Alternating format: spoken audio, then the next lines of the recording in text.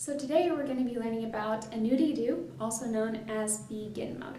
And so begin mode is simply making a payment at the beginning of the period versus at the end of the period.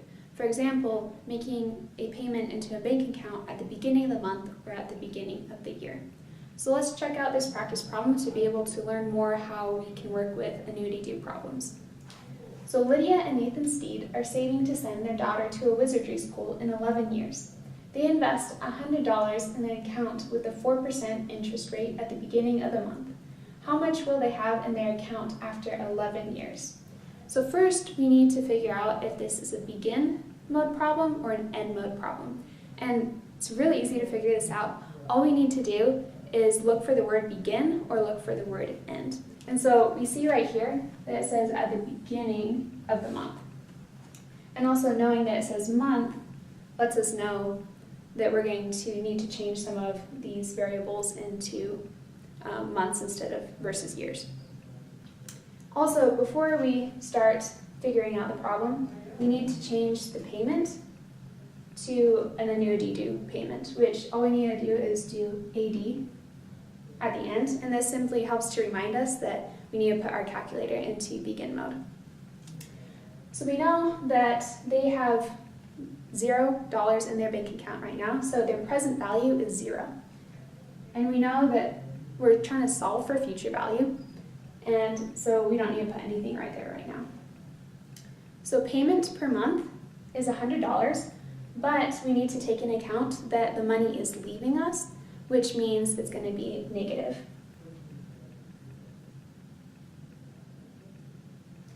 And for the time, it's 11 years, but once again, since they're making the payment at the beginning of the month, we need to turn that into into months by timesing it by 12. And same with the interest rate. Interest rate is 4%, and we need to divide that by 12. So now that we have all this information, let's move over to the calculator to be able to figure out this problem. So after we turn the calculator on, we need to make sure to super clear it. So orange, clear all. And now we can turn the calculator into begin mode, which we press orange, and then it says begin and end right here. And we click that, and then we can see that the calculator is in begin mode. And now we can start plugging the variables in. So we know that the payment is $100, but because it's leaving us, we need to make sure to change that into a negative. And then click PMT, which is payment.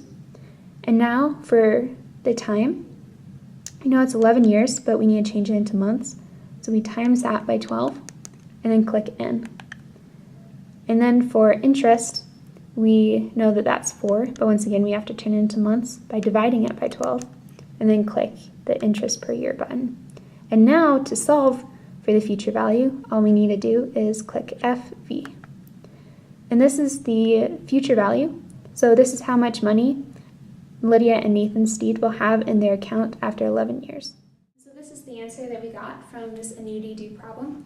And just remember, as you guys are doing begin mode problems, that, well, the difference between the beginning of the month and the end of the month, doing those calculations, may be off by just a few cents or just a few dollars, that when you are taking tests, that small increment really does matter. So make sure to always have your calculator in the correct mode.